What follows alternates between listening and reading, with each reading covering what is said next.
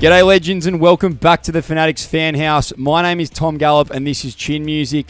Moises Henriques is with me. It is his birthday this week. Happy birthday, Mo. You look 38. No, you look 33, but you were turning 38.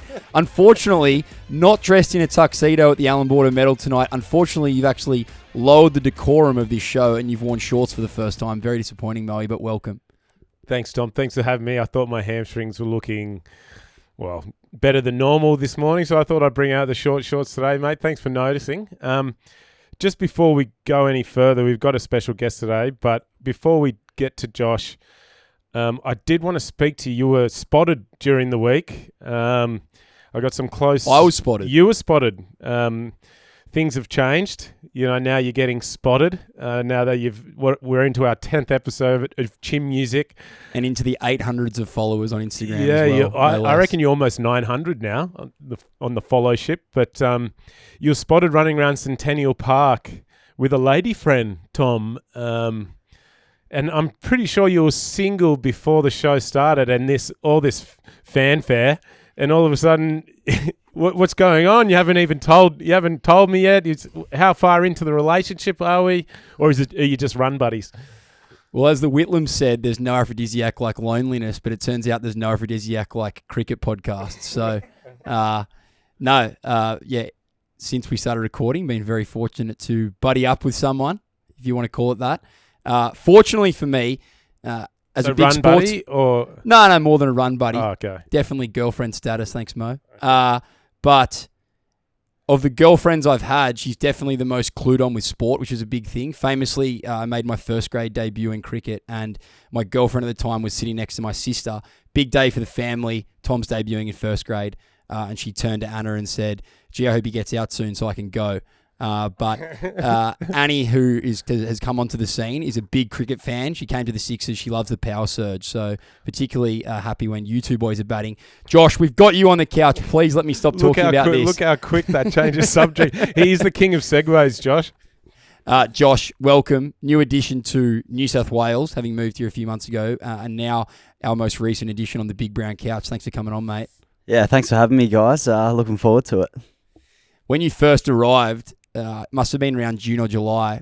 Myself and Moses were having a beer at the Chloe, and then I think he invited you for a beer and then pissed off 5 minutes later. You must have been stitched up. I'm not sure if it actually is a worse reflection of you or it's actually a good reflection of me that he was comfortable to leave you there after you just moved over from Perth. Yeah, that was interesting. Copped the invite, rocked up within 5 minutes as I'm not too far away, and then Moe left, and I think you guys left as well because you had a concert as well. So I think there was half a schooner in the glass still, and I just went back home. So yeah, it was a nice welcome to Sydney. So you just left him there, Tom? Oh my goodness! You made out like you hung around for hours and chatted with him, and now we get the real story. If you're looking for out. Either Moe or I, you can generally find us in the front bar of the Chloe if we're not playing cricket. Anyway, Josh, you brought up your 100th game for the Sixers a couple of weeks ago. We talked a bit about the Sixers season last time. Probably, would have liked to have gone one game further and played the Hurricanes in that final, but another pretty solid campaign for you. I think it's your 7th season at the Sixers. You always like coming back to Sydney for that. Yeah, definitely. Another good campaign. Unfortunately, didn't quite get it done in that sort of second final there. But yeah, I think every year I've been at the Sixers now, we've been lucky enough to make the finals and win a couple campaigns. So yeah, that's always the goal, and haven't quite got there last couple of years. But I think we just keep showing that we're still there. We keep playing really good cricket, and yeah, I'm sure there's another one around the corner. Recently turned 38. How many years can you see Moe keeping on going around the way that he does now? I think if he keeps looking that good in those shorts, I reckon he's got a few more years in him. Josh actually got a lift out with Moses, and I'm pretty sure he butted him up for that one. Josh, in terms of your move over to Sydney, obviously now you're playing for New South Wales in the 4-day and 1-day competition. I'm interested, I don't think we've ever actually discussed this before, but I'd love to know, I guess, the difference in cultures, in terms of first class and 1-day cricket, here at New South Wales and WA.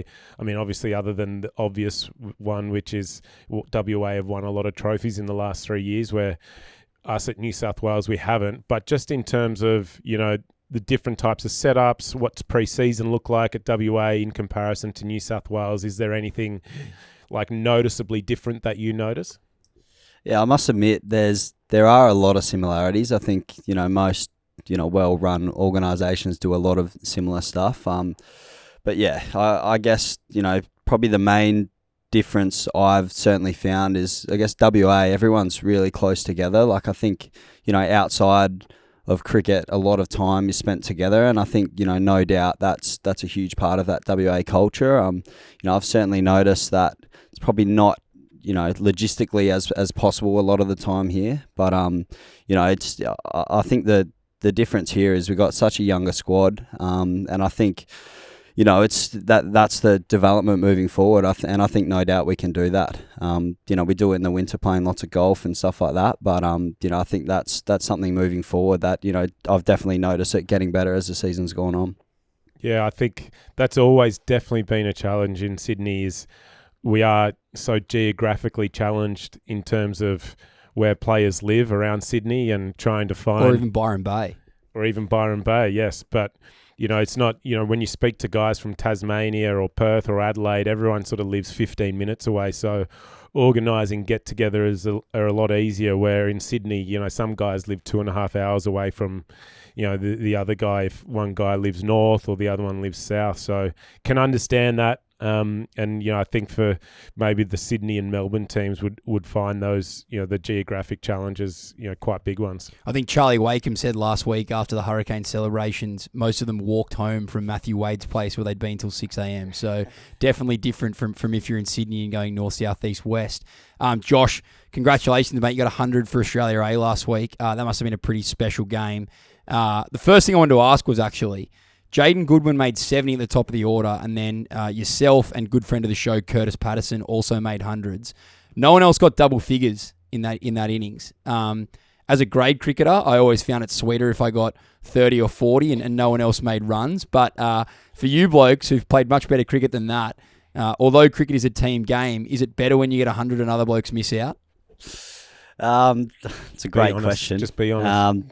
I think the nicest thing for me was getting the red ink, because normally I rarely get that. So I think that definitely made it a special one. Very diplomatic answer. Moses, do you like getting 100 when everyone else misses out? Yeah, but not for the same reasons you like getting it. I like getting 100.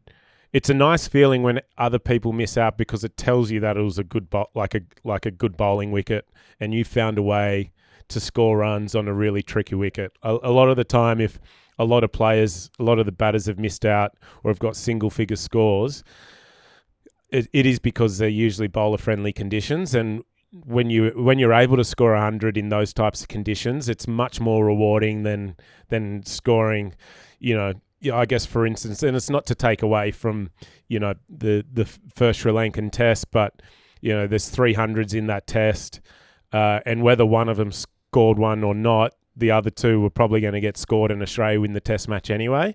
So, or maybe someone else would have stood up and scored them just because of the nature of the conditions that they were met with. And my tip, Alex Carey, got robbed of 100 in that first innings. So, I think just being able to score them in challenging conditions is, I think more so rewarding than because everyone else has missed out. Do you think Kez was standing at the other end there as Inglis got his 100 and, gee, he did a good fake smile if it was a fake one, thinking if I'd been batting one higher, I would have got this, and now there's going to be some question marks as to whether Inglis is actually the bloke who should be in my spot? Oh, don't look at each other, boys. No, there's definitely... I mean, Alex Carey's one of the best players of spin bowling in Australia, and there's no doubt about that. And he, knowing that, that was going to be the main threat on, on the first 2 days, that wicket wasn't really spinning that aggressively. And if it was spinning, it was quite slow and docile. And, he would have been licking his lips trying to get out there to bat. But then there are other days where it'll be the other way around. He's batting at 7 and, the top 6, it'll be seaming around everywhere. The ball will be hard. And then he'll come in when the ball's soft and the bowlers have, bowled 15 overs. So it goes both ways. But, there's definitely going to be an element of that for sure, especially at this point when there's a bit of discussion about, Josh putting a lot of pressure on him. We are going to talk about the Sri Lankan Test shortly, and we've got a special guest coming to us live from Sri Lanka. Stay around for that. Hugo's sweating on people hanging on the YouTube for as long as possible, so please do hang around for the special guest. I do want to go back to Australia really quickly. I mentioned Curtis's 100 before. You blokes have kind of been there for his runs to New South Wales this year as well. Is this purple patch just going to continue, and can we expect maybe higher honours for Curtis later in 2025? The highest Test batting average of all time at the moment, Curtis Patterson. I would not be at all surprised if we see Curtis Patterson back in the Test team, if not later this year, but again in the future. I think when Curtis is batting confidently, and he's in a good place, I think technically he's a superb batter. He's got a great temperament. I guess for him, I think at first class level, it was always about converting a lot of his 50s into hundreds, because he does get past 50 so often. And we've just seen in the last 2 months, he's gone on and, you got 100 in that A game, and then he got 100 in one of the last Shield games New South Wales played before Christmas, and past 50 a number of times already in the Shield season. So he's a very consistent performer. It would just be a matter of, I guess, turning some of those 60s and 70s into some big hundreds. And I definitely think, technically, absolutely no worries for him.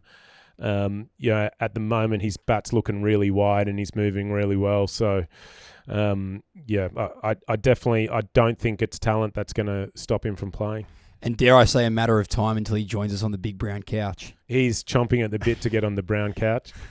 Josh, very curious to know, did the Lions take a Bazball approach to this one? They obviously got completely thumped, you'd have to say, but was it noticeable that they took that extra aggressive approach in the game? Yeah, it definitely seemed like, they took that into their cricket. Their big left-hand opening batter smacked us around in the second innings, got a pretty nice 100. He hit the ball really hard and hit some massive bombs. So, it certainly looked like they're all looking to play that really positive cricket. Yeah, Ben McKinney from Durham, he made that 100. He's only 20 years old as well. Interestingly, he's 20, but I didn't realise Rocky Flintoff is only 16. Obviously, the son of Andrew Freddie Flintoff. A couple of cameos coming in down the order. I noticed he only bats 7 or 8, but he seems to continue to get picked in these sides, and he doesn't bowl. What were your impressions of him? I think my understanding is he does bowl. I think he's injured at the moment, and apparently he's very similar to his dad, I believe. So he was very impressive with the bat.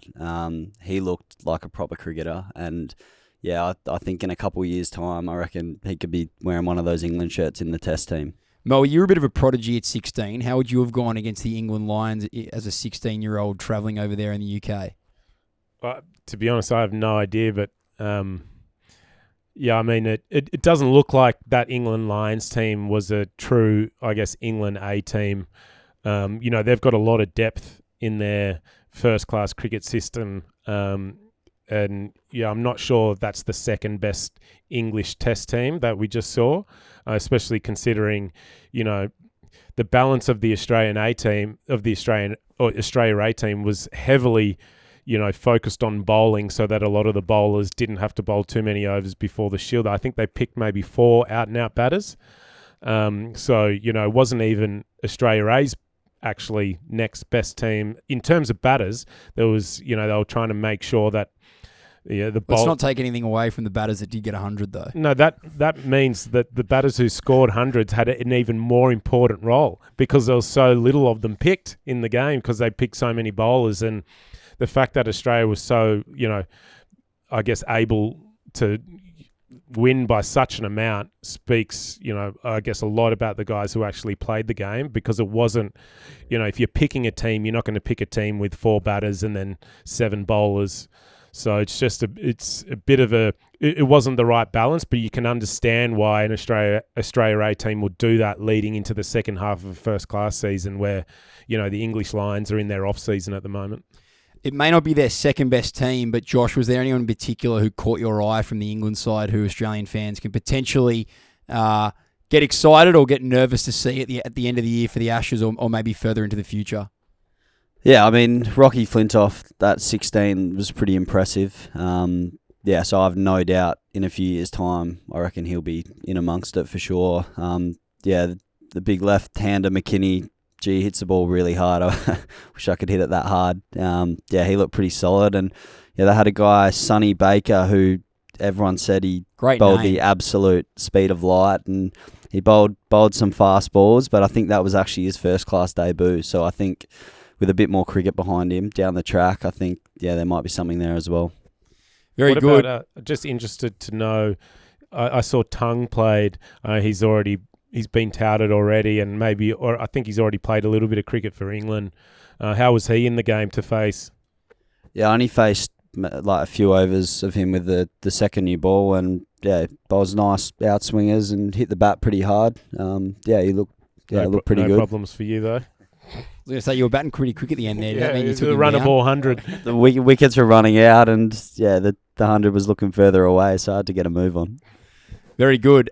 Speaking of hundreds, Moe already talked about it, but 300s for Australia and Sri Lanka last week. It was Australia's 4th most comprehensive test win of all time. At the same time, Australia's women's team had their 3rd most comprehensive test win of all time, an innings and 122 runs. Sanath Jayasuriya, who's the current Sri Lankan coach, he was pretty scathing of his team's performance, and he was particularly harsh on the shot selection of the Sri Lankan batting lineup. I've completely mad the start of this, but we're just going to keep pushing on. Anyway, let's start with the things that we spoke about last week that we thought were going to happen that have happened. Steve made 141. He got his 10,000th test run. He was dropped on 1. I don't want you blokes to talk about how good he is. What I want to know is 100 or less 100 if you get dropped in the first 10 runs? No, absolutely not. I think, you basically still scored 100 anyway. It's just in your second innings. 1 for 140. If anything, I would say it's, if you get dropped at 50, then you've just scored 2 50s, where in his case, he got dropped on 1 and then he scored 140 without giving another chance anyway. So, I don't think so. And you get out to screamers, you get out to bad decisions, etc. You do a bit of luck every now and then. And, I think a lot of the time, I know there was a lot said about Marnus when he used to get dropped a lot, but if you're batting a lot, if you're spending a lot of time in the middle, it means you're going to have more chances to get dropped as well, because you're facing a lot more balls. So, I guess it's not it doesn't make it any. I think as a batter, you don't even remember it. You're just thinking how good you are because you've just peeled off 100. You've forgotten all the chances you've given. I remember Jackson Bird. Remember that he got you out LBW that was given not out when you got your first class 100. I'm sure it doesn't feel any less to you. Oh, it doesn't. And there was no way that was out. I was going down leg by miles. I looked at that footage after that podcast he mentioned it on, and no, I'm sorry, Jackson, but that wasn't hitting. Hugo, if you could dig that footage up, it'd actually be quite good to apply some DRS to that one. I did look, however, at the footage of him getting me from 80 to 100 in 5 balls. So thanks, Jacko. Khawaja, well and truly back, 232. I'm in a very easy position to say this, but I feel like a lot of Australian domestic cricketers and probably some of the guys who were sitting in the dressing rooms as he scored those runs were thinking that they would have quite liked the opportunity to face that attack on that wicket. Do you reckon you blokes could have got 100? No, I'm joking. Is Aussie back? And do we think that he's going to get his way to the end of the Ashes next year? Tom, they're the types of hard-hitting questions we want to see more of. I don't know if he's back. I think he was, I think the fact that we were playing in Sri Lanka was part of the reason he may have kept getting an opportunity to play and got picked on the tour. I think if the tour was New Zealand or South Africa or England, it might not, who knows? I'm speculating here, but he may not have been selected. But because it was subcontinent and he is such a good player of spin now, the way he sweeps, the way he reverse sweeps, I think he was a must if Australia wanted. Like, he's definitely in the best 11 for subcontinental tours. I think he showed since he's come back into the team for Australia how well he plays spin. And he's got a much more aggressive mindset than he used to in, I guess, the first half of his career. So no matter where you score runs, your confidence goes through the roof. And a lot of the time as a batter, that's the number one, whether you're in form or you're not, it's what you think mentally, basically, that decides whether you're in form or not. And he'll feel like he's in form right now because he just peeled off 230. So he could well be back. I think the thing that concerns me is we've got another test against Sri Lanka, then we've got a test series against the West Indies, then a kind of one-off game, World Test Championship, and then we play arguably the biggest test series of the last decade against England in the Ashes at the end of the year. As we just spoke about, England going to come out with Atkinson, Wood, potentially Tongue, these guys who bowl rapid. Aussie looked like a deer in the headlights against Bumrah this summer, as everyone did. He was amazing. Is this the way that we should be preparing for the Ashes, and is this the way that we should be kind of leading up from a selections perspective, given that Aussie's probably going to have a pretty easy run from it now into the Ashes from a Test cricket perspective? Look, that's a fair point, but I guess to put the shoe on the other foot, if you give, someone who doesn't have, I guess, the distinction of Usman's career, he averages over 40 in Test cricket in 80 Test matches.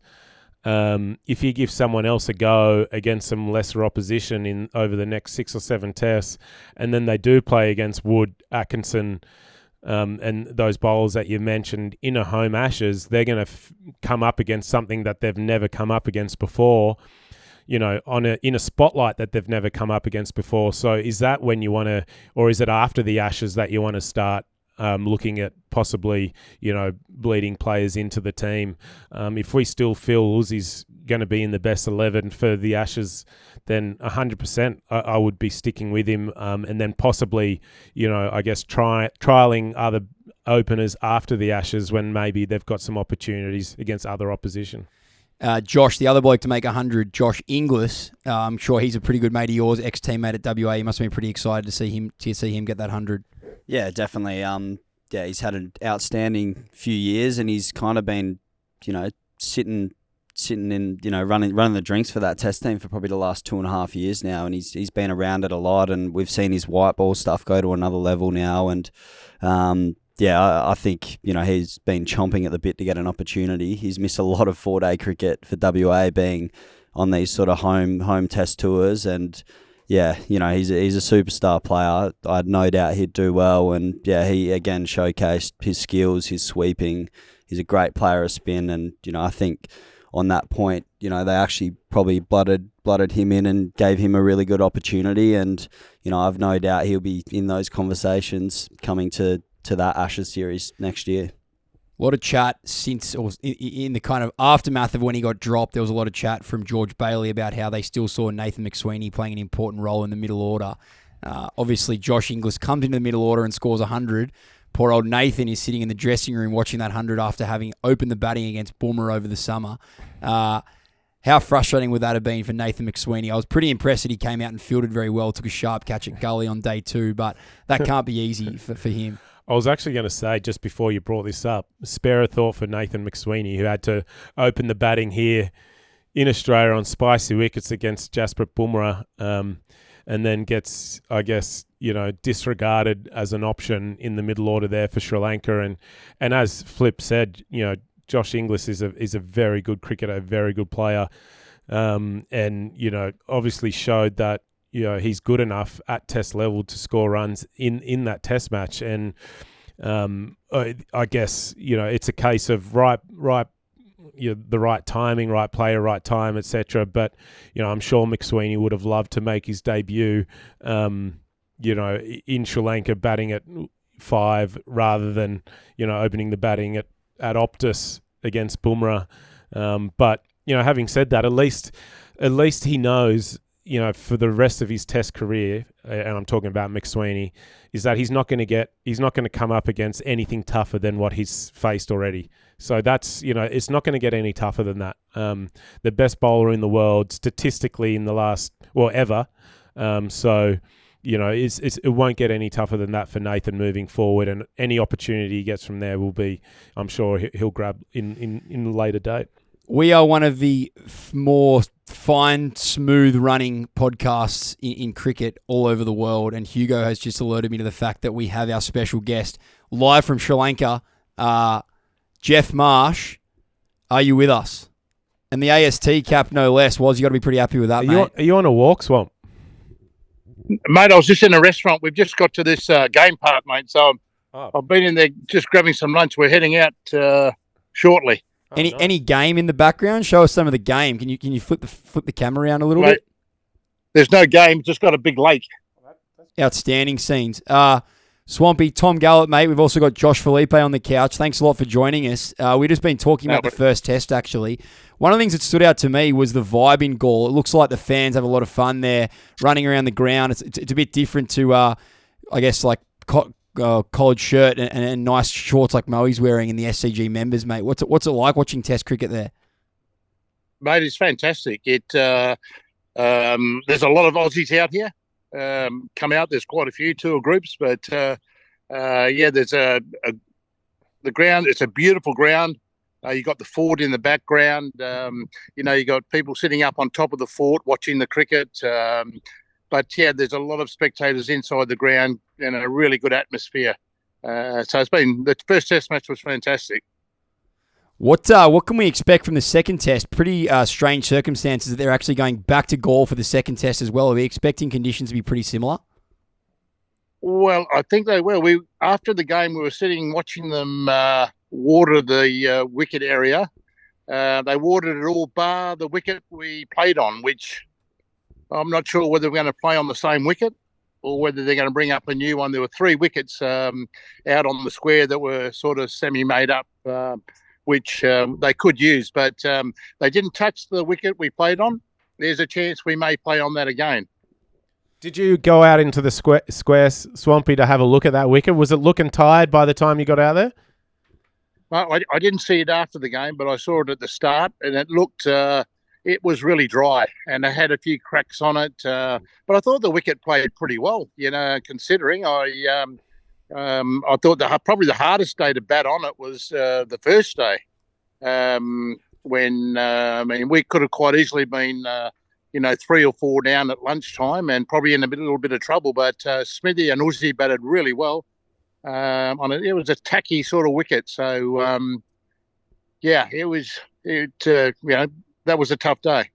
And mate, you were there to present the cap for Josh Inglis on Test debut. That must have been a pretty special moment over there.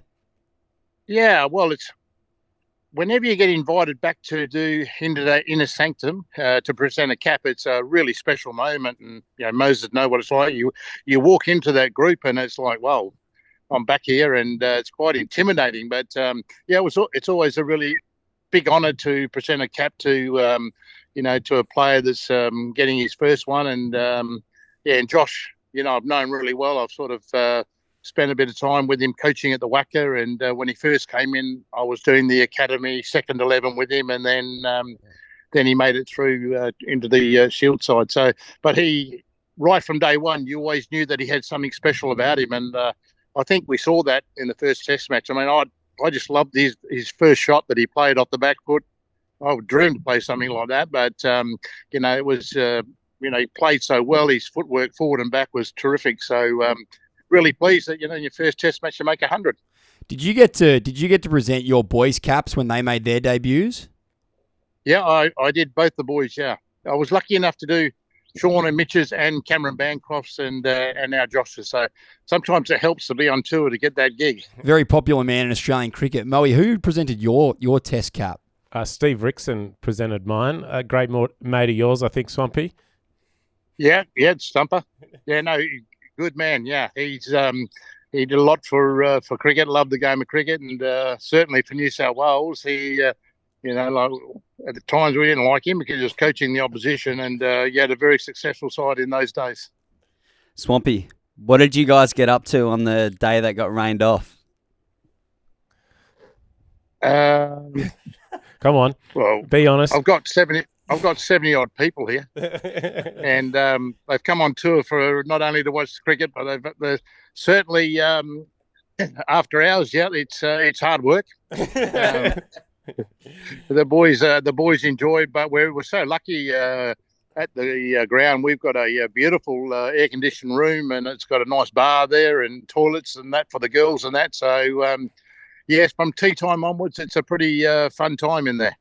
Lovely. Do you drink better now, or did you drink better back in the day with Booney in those Ashes series? I learned how to drink with Booney. Hey, Swampy. No, it's amazing though. You know, these people that come on tour, they just love the game. They're fanatics about Test cricket. They really love Test cricket, and you know, when you get up there to say we do our briefing in the morning, you can't lie, you can't bull dust, mate, because they know everything about the game. And I was lucky enough to have Steve O'Keefe with me for the first Test match, and he added a lot of humour to the morning briefings. I bet he did. Swampy, can you? I mean, you're an absolute legend of the game in your own right, and always been a very humble man. But I'm really interested to get your thoughts on, I guess, your own experience. You've obviously watched a lot of Test cricket with your boys playing so much, and then you played it yourself a generation ago. I guess, what are the biggest differences in the game since you played that you're seeing now in the modern game? Well, I think if you just look at this Test match, I think they said that Usman, I think 20% or 23% of his shots were reverse sweep. I never played a reverse sweep in my life, and if we did play a reverse sweep in the nets with Simo as coach, we'd have been kicked out of the net. So we're in a lot of trouble. And I did a camp just prior to coming away, and I had 260 kids at this the Marsh camp. And there was an 8-year-old kid there came up to me and said, "Can you teach me the ramp?" I said, "Mate, I can't teach you the ramp. I've never played it." So that's how but the game is definitely Test cricket has definitely changed for the good, I think, and a lot of that has had to do with T20 cricket and the way the guys train now. They're definitely playing like the reverse sweep. I mean, even Stephen played that shot so many, and we saw both sides on a turning wicket just really playing that shot a lot. So. But I think Test cricket is alive and well. I mean, we only have to look back to the Boxing Day Test match, and whatever, there was 370,000 people came to watch that game, and then the ground the other day, even though it wasn't full, but for Sri Lanka, it was a lot of people there. So the game's definitely moved forward, and I think T20 cricket's had a lot to do with it. The way the players are now playing, expanding their game. Yep. You were kind of one of the early one-day specialists, though. You've talked down your kind of your creativity and your hitting ability there, but 9 one-day hundreds for Australia. You were kind of at the forefront of the Australian team, developing that different approach to Test cricket and one-day cricket. Yeah, well, I always thought that in my career that Test cricket was going to be the way to go, but I was watching a replay on TV, and Tony Gregg said that he said Marsh will be a Test cricketer, but he won't play one-day cricket the way he plays. But that just made me more determined to play better in one-day cricket. So, but in the period that I played one-day cricket for Australia, I had a fantastic side to play in with David Boone, Alan Border, Steve Waugh, Mark Waugh. There was so much talent in that side, and they when we were batting, we win the toss and bat. First drinks had come along, and I'd probably be 20 not out or 30 not out. Steve Ward send out the message to say, "Swamp, the sign's off the ball. Time for you to get out and let us do the entertaining." So that's how it was in my day, mate. Swampy, you debuted after the retirement of Chappell, Lilly and Rod Marsh, and it feels to me, I always badger Moe about this, although he's just turned 38, so he doesn't like to talk about age too much, that Australian cricket is potentially approaching a similar wave of retirements. If it was up to you, and you've obviously been a coach and a selector in the past, would you be saying to blood some new talent to avoid a bit of an exodus like what happened in the late 80s? I think retirement will look after itself in this team, and we've just seen that probably Aussie is probably the eldest one and played the most games, and he at his age where you say, oh yes, he's nearly probably ready for retirement, but when you saw him bat in this Test match, he was terrific, and the Australian selectors and I think they are so well planned on. Who's playing now and who's going to play in the next 2 or 3 or 4 years or 10 years. They've got it all mapped out. They know exactly where every single player playing cricket in Australia is situated. And retirements will look after themselves. We've got and Moises will agree with me that we've got some terrific young players in Australia. Maybe opening is a little bit of a question mark at the moment, but I'm a firm believer that over the last 5 years that wickets in Australia have been a little bit more difficult to bat on. And but when you look at players like Cooper Connolly sitting on the bench and young Samuel Constance sitting on the bench, you've got Goodwin and players playing in the Australian second 11, who Curtis Patterson. There's so many good players there. So I think that Australian cricket we've got a lot of depth, and I think retirement of players will work its way through. Geoff, you have no idea how much that means to me to hear you say that the last 5 years of first-class cricket, the wickets have been a bit trickier for batting, mate. It's I've been telling everyone that for the last 5 years, and to hear you say that, it's like music to my ears. And to that point, I do think that's also why I guess so much of the public opinion thinks that, you know, we're short on opening batters, and I don't necessarily think we're short on opening batters from a talent point of view. It's just that the wickets that our opening batters are batting on are a bloody nightmare to face, you know, hard new balls on. And a lot of the guys who are scoring runs at the moment are your Bo Websters, who bat sort of 6 and 7, or even Ollie Davies for New South Wales last year, who batted 6. So a lot of the shield runs now are coming when the ball gets a bit softer and older. Yeah, no doubt about it. No doubt about it. But the flip side of the wickets having a little bit in is that we're getting results in every game. And I think that's also been a reason that the public have come back into Test cricket, because we're seeing these results. But I think most openers around Australia now have an understanding that it's not going to be easy out there. And, you know, you're going to need a little bit of luck and that. But definitely over the last 5 years, and I've seen it at the Wacker, and that's a beautiful batting wicket there. That it's hard work, but if you get through, then it's okay. Swampy, yourself, Mitch and Sean are known as three of the best blokes in Australian cricket. And I rang an old friend of my dad's who has all these famous stories about Australian cricket, and I asked if he had any good Geoff Marsh stories. And he said to me that there was a famous story that Alan Border was so filthy that you got dropped one time that he refused to leave Adelaide. Is that actually a true story? Yeah, that was the game that I got dropped, my 50th Test match.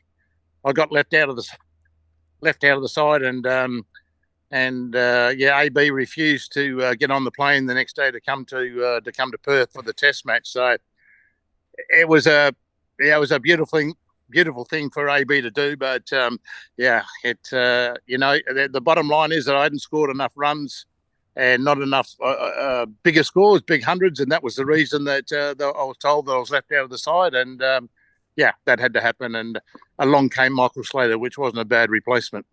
Moe, if I ever get dropped from this show, I expect that you won't turn up for the next one.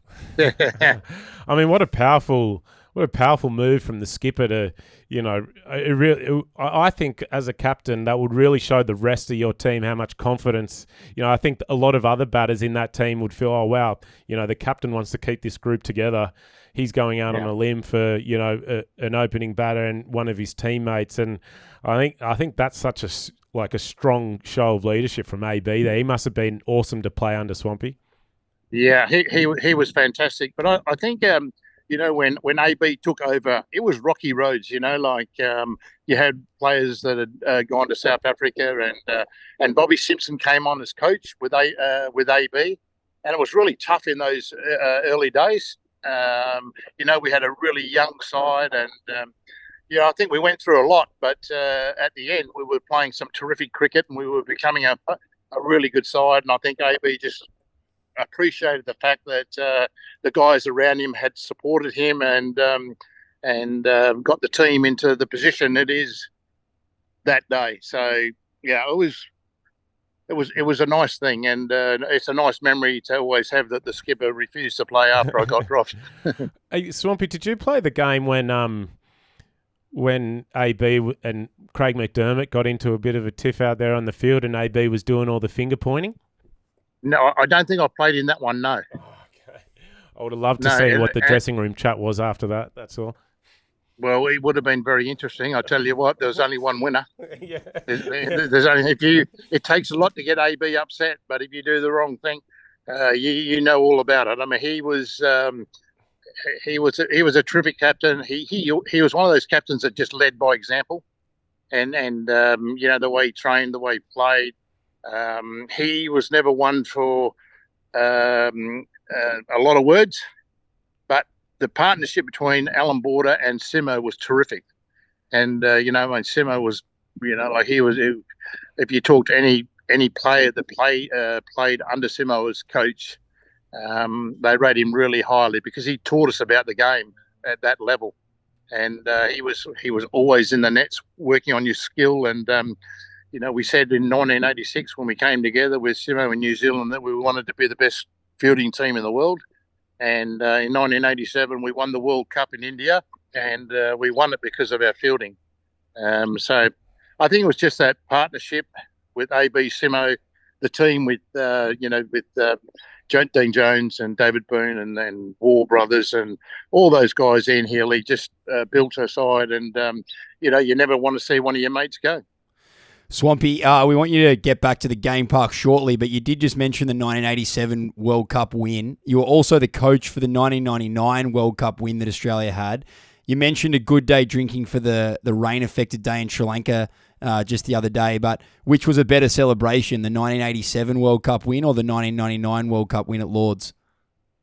Oh, that's when we won the World Cup in '87 in India, it was pretty difficult to get a drink over there, but we still managed to have a great time. '99 in England was just magnificent. It was.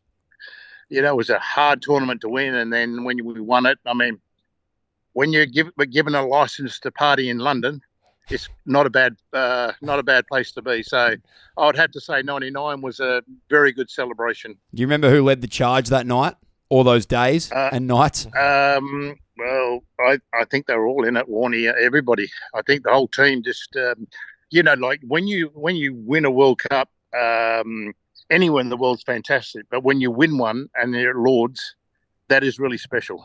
To stand on that balcony at Lord's and have a couple of beers with your mates. You've just won a World Cup, and it's like massive news around the world. And so that whole day, like driving to Lord's, going through the gates and getting out of the team bus, and then you walk up those flights of stairs in the pavilion, and you go into the dressing room, and then you walk out onto that balcony, and you look out on the ground and think, gee whiz, that's where it's all going to happen. It's a real sense of you've made it, and just a beautiful feeling. And then to win it was fantastic. Mate, Sri Lanka comprehensively beaten in the first test. How do you see it playing out in the second test? You got a prediction for us? Well, I think, look, at lunchtime on the first day, they could have had us 4 for 100. They dropped a couple of catches, missed a couple of replays that they should have taken. But after that, Australia just dominated. Stephen and Usman put on a beautiful partnership. Josh Inglis just came out and just took the game away from them. And our spinners were so good. I mean, Kuderman, I was so impressed with him. And I'm just so pleased for those kids who in Australia at the moment with the wickets that we were talking about. The opportunities for them are really hard. And, to see Murphy and Kuderman and, of course, who am I missing there? Missing the GOAT. I'm missing someone. But anyway, they bowled beautifully. And it was just so good to see. Swampy, we'll let you get back to the game park, mate. Thanks so much for your time. We've absolutely loved listening to some of those stories, and I mean that the World Cup stories are going to be something that I cherish personally. That it sounds very special, mate, and you can hear the passion that you talk about it, and and how, and I guess why AB would have loved having you in the change room. And I think your two boys are, even from an opposition's point of view, absolute champions to play against, and I've always loved sharing the same change room as well with them. So I think it speaks a lot about your fatherhood, mate. So thanks for joining us on the show, and thanks for being such an important family in Australian cricket. Cheers, Moses. Thanks, mate. And let's look forward to a Western Australia New South Wales Shield final this year. It sounds good to me, mate. Sounds good to me. Cheers, Swampy. Thanks, mate. What a legend Swampy is. I was very lucky to spend a lot of time with him at WA and be coached by him as well. And yeah, it's funny when he's talking about that I think it was the 86 team wanting to be the best fielding team in 87. I think he still brought some of those fielding drills to WA. I reckon we would rock up and there was about 50 stumps and cones everywhere on the ground. No one knew what they were doing, and you were throwing there and underarming there, and there was just chaos and people everywhere. But what a great man, and I'm very lucky to have had him a part of my career as well. Mo, I know I love a stat. He's the third Test player to have had 2 kids play Test cricket. And only ever good things said about Sean, Mitch and Swampy, so it was pretty cool to get a chance to talk to him. The fans' eye view coming from the Fanatics, always as good as ever. We've spoken a lot about the batting. Just wanted to quickly touch on the bowling. One thing that I've heard a lot spoken about since the end of the Test match was that the Australian spinners bowled a lot faster than the Sri Lankan spinners. Mo, you've played Test cricket on the subcontinent. As a batter, what's more difficult? Like, is there pros and cons of both? All I read was that the Aussies were faster, but I didn't really read about the pros and cons of the 2 different speeds. How did you see that one?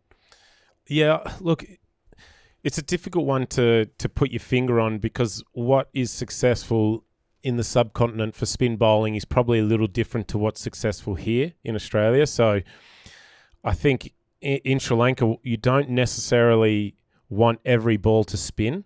And I think when bowlers, just say, Nathan Lyon in his first sort of 5 or 10 years bowled this perfect off spinner with a really consistent amount of overspin all the time, and that becomes quite, for batters of that level, guys who play spin all the time in the subcontinent, that's a predictable type of spin, and I think what you see, I guess, in Sri Lanka and India, what's more difficult to face is when some balls don't spin and then some balls do spin big. And you see a lot more of that with a square seam. So maybe not as much top spin, but a lot more side spin, which I think in Australia just doesn't really work. So I don't think you can get away with bowling, side spin here in Australia, because you just get played like a slow medium pace bowler because the ball won't spin at all. So you do need top spin and you need flight here in Australia. But in the subcontinent, I think bowlers who are less predictable with the amount that they spin the balls, or someone like an Ashwin who can manipulate the way that the seam comes out, and we're seeing Nathan start to do that. Kuhneman does that really well. Steve O'Keefe used to do it really well. And, someone like a Ranga Herath who, would come to Australia, really struggle to take wickets, but then in the subcontinent just dominate, because he wouldn't necessarily put a lot of revolutions on the ball, but because he had a squarer seam, some balls would just shoot through, and if you're a batter playing for spin, would wrap you on the pad, and then some balls would just spin a little bit, so you never really knew exactly what the ball was doing, because it looked the same, but then it would just have the natural variation of the wicket. So, and that's what, I guess, in the subcontinent conditions, the square seam can provide for a bowler, as opposed to a ball with top spin and a lot of revolutions, because the top spin adds an element of consistency to the amount of that the ball's going to bounce and spin. Sri Lanka bowled 154 overs in that first innings. They only had 4 bowlers. Fernando, 15 overs, none for 77. Peres, 41 overs, none for 189. Jayasuriya, 60 overs, 3 for 193. And Van der Sey, 38 overs, 3 for 182. That has to be one, or actually 2 of the biggest days in the dirt of all time. My question to you boys, and I'll start with you, Josh, is do you remember a particularly long day in the dirt when you were fielding and things just weren't going your way? I definitely do. A couple of years ago now against Victoria at Junction Oval, I can't remember exactly how many overs. I'm pretty sure we got the 3rd new ball, but we just watched an absolute clinic of Pete Hanscom peel off 285 not out. Not a bad place to bat at Junction Oval if you get in as well, is it? Yeah, it's pretty good. It's pretty flat. And I'll never forget Corey Roccaccioli dropping him on about 40, and that's like what we discussed before. I don't think he remembers it, but I certainly do, because it added to our dirt time. Moe, must have had a couple. Yeah, a couple. I remember we played WA at the Wacker, and it was the last Shield round of the year. We needed to win to make the final. I think the Wacker were out anyway. We batted day one. We sort of got on with it. We batted for 120 overs, but scored maybe 500 runs or 450 runs. So we thought we were a chance of winning the Shield. And then they were still batting on the morning of day 4 in their second innings of the game. So it was comfortably over 220, 230 overs. And Maxi Klinger and Adam Voges and I'm missing someone, but I know Maxi scored a lot of them. But yeah, Bangers scored 100, 160, 170 that game as well. So it was a lot of runs scored. And what I will say though, it is so much easier to spend time in the dirt to spin bowling rather than, if you're spending time in the dirt when the paces are on, and especially for the paces, like they're having to come back. If a fast bowler's bowled more than 35 overs, in an innings, you're just thinking, oh my, can you imagine how they're going to wake up tomorrow and feel, etc. Where I guess with the spinners, because it's not quite as difficult physical action, they're still going to be sore. Their shoulders are still going to be hanging on, but maybe obviously not quite as sore as a seamer would be. And I think a lot of the fielding positions, you don't end up moving as far. Like there's a lot more guys in a bat pad or in around the crease. So there's you probably don't cover as much ground in the field when the spinners are bowling as you would when the paces are bowling. I don't have my own story, but I was thinking about days in the dirt, and I remember, I think it was 2013 or 2014, when Kevin Peterson was unceremoniously dropped from the English side for, I guess, controversy, not form. And he went back and played against a fledgling Leicestershire 11 at the Oval. He made a runner ball 355. And a good friend of mine, Angus Robson, was playing in that game as a 22-year-old. And I remember I texted him the next day, what would have been night for him, and I said, hey mate, how was Kevin today? And he just replied, we don't do Kevin. Kevin Peterson was dropped 5 times in that innings and he made 355. Sorry, it was off 396 balls. So not quite a runner ball, but a fair innings at that. Boys, you've both been on tours to Sri Lanka. What about a best memory from your time over there? Josh, you got one? Yeah, lucky enough to go on a tour to Sri Lanka a couple of years ago, and we stayed in a place in the middle. I feel I was in the middle of Sri Lanka. Not much there, apart from there was an elephant sanctuary. I think I've been to that elephant sanctuary. It's actually quite cool. Hambantota. Great memory. Yeah, so that was pretty interesting. Moe, what about an on-field memory from Sri Lanka? You got one from over there? Oh, unfortunately for me, I played a test match in Sri Lanka, not at Galle where they just played, but it was a pretty unsuccessful hunting ground for me and the team on that particular tour. We really struggled. It was one of those tours they prepared big spinning wickets. Hereth spun a web around us, but I do remember in the first test that we won. Steve O'Keefe took 7 as well in the first innings, and then great friend of the show, and then trudged off with a torn calf, so he didn't take any part of the rest of the series, and it was a huge loss for us because obviously left arm orthodox played a huge part in that series. But Josh Hazlewood was trying to claim the 10th wicket of the first innings against Sri Lanka, and I found myself at short cover as 12th man, the fielding sub, and took probably, I'm going to say, I think I referred to this catch in one of the earlier podcasts actually, but it was one of the catches of my career, I'm going to say. Low down to my left. Moses has obviously queued you up for this. You've got the footage ready? Yeah. Thumbs up. Happy with that one, Moe? Fantastic. Can't wait to watch this again. Boys, the second test is just around the corner. As we like to do here, it'd be great to get a couple of predictions. Firstly, are we expecting the same 11 from the Australians? Yeah, I would say they'll play the same 11. I can't imagine they would change it after such a convincing win, and I think everyone played their role very well in that.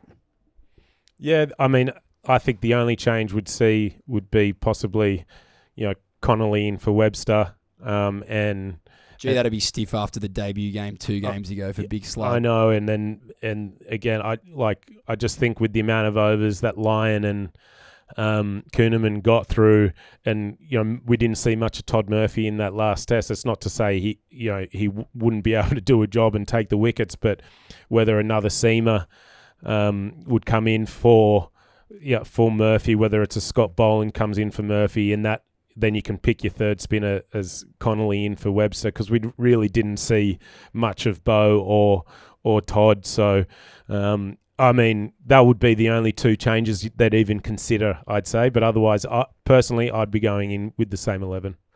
Very good. Give us a batter to score 100 and a bowler to take 5 for in the next test. I'm going to start. I think Karunaratne gets 100 in his 100th test. I love when a bloke gets 100 in their 100th, and I'm backing him to do it. I'm going to go with Alex Carey. I think, yeah. I was going to do that. I love the wicket keepers as well. No, I think he's been in some great form, and no doubt he'll probably get a good opportunity. I can't imagine the wicket will be as flat this game, and I reckon, there'll be some very important runs he'll need to score. Moe, bloke to get 100. Yeah. I'm going to go with Travis, and I'm going to go 75 balls. 100 off 75 balls. Very good. And who's going to take 5 for? I'm going to go with Todd Murphy. Yeah, I think he didn't quite get a lot of the overs. But yeah, I think he's bowling beautifully, and he's, like spoken about, he's got that nice square seam. He changes his pace really well, and yeah, hopefully a few spin back onto the stumps. Mo, are you going to take one of the Sri Lankan spinners after what happened in the last test? Oh, they'll bowl enough overs to take 5, I reckon. So, no, I'm going to go. Actually, yeah, you know what? I will. I'll go Jaya Surya for 5. I think he's definitely going to take. He's going to have an opportunity to take 5 because he's bowled 63 of those in the first test, so he'll get a very good opportunity to take 5 wickets. Where maybe the Australian bowlers they shared the wickets around too well for any particular bowler to take 5. I like it, boys. Both of you back in action for New South Wales this week. The One Day Cup, recently named the Dean Jones Cup, and Shield Cricket is also back this week. How are you boys feeling? Obviously, off the back of the Big Bash, must be weird transitioning back into 50-over cricket and then Shield Cricket, but New South Wales cricket raring to go? Yeah, definitely. I think we've had a pretty good start to the first half of the year. We're sort of mid-table in both formats, and I think that's a game less than everyone else in the One Day Cup as well. So, yeah, if we can get a couple wins these first few games back, I think there's a couple finals there if we play well enough. And Moe, can we expect you to be bowling with that slightly delayed release that you were talking about last week? Oh, yeah, and especially because Jack's going to be captaining this one day, so I always bowl more when I'm not captain. And yeah, the ball's coming out well. I reckon a cheeky little twofer or 4 or 5 overs in the one day coming up. Got my fingers crossed. That is our 10th episode of Chin Music in the can. I think we're getting better and better with age. What do you reckon?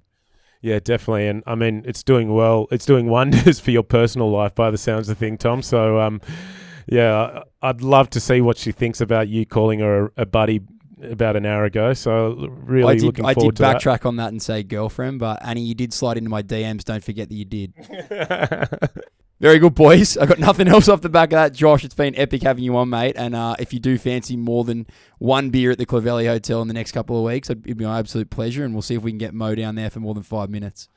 Sounds good. Look forward to it. And yeah, don't get me out there and leave me next time. Cheers, boys. Thanks a lot. Thanks, everyone. You know where to find us. Cheers. Well, there it was, ladies and gentlemen. Yet another episode of Chin Music. If you enjoyed it as much as we did, please hit the like and subscribe button somewhere under here, and we'll see you on the next one. Oh, yes, Moe!